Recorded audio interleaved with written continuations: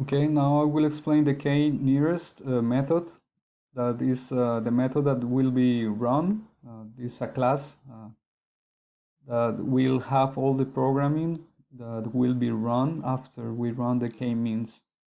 So with the k-means, we already cluster the data set and we label it as the state of generator down, line down, high load, low load. And then that data set will be fed the kNearest, and then the kNearest also will take the test data set, and it will start to compare the test data set for that cluster in the k-means, and it will inherit the label of the k-means data set output itself. So this is very straightforward.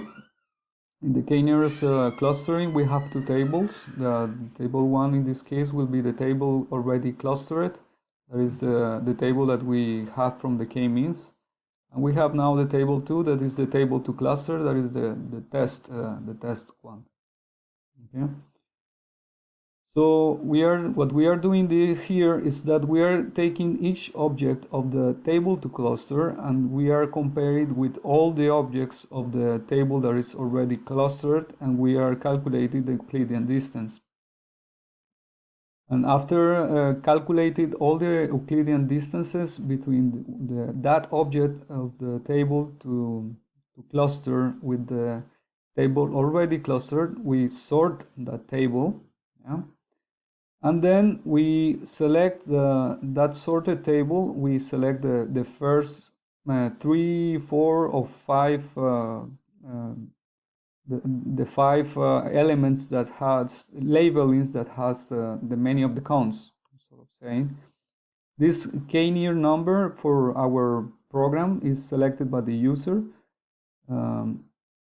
So you can select 3, 4, 5, whatever you want, and the software will tell where is the 4 objects closest to the first object of the test dataset. Okay.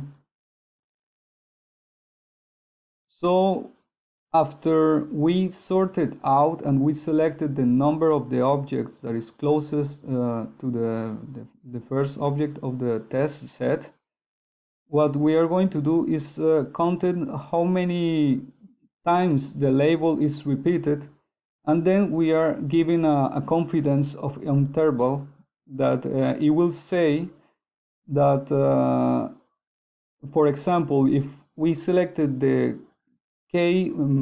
kNearest is a number 6, it will select 6 objects near the testing object, and it will count from the 6 which labels are the most repeated and how much is repeated, and I will give an answer and a number between 0 and 1, saying that if it's 1, all the 6 objects around that object has the same label.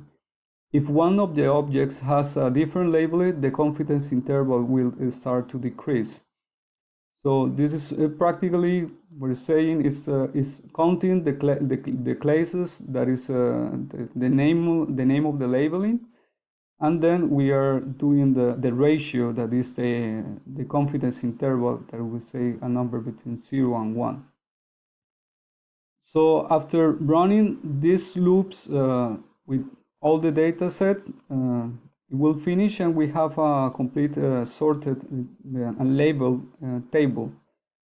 And then we use another methods that you will see in the GUI, that is to print the solutions, and it will give the solution, the already labeled, and it will give the confidence interval in the dataset, in a table, a list of a table.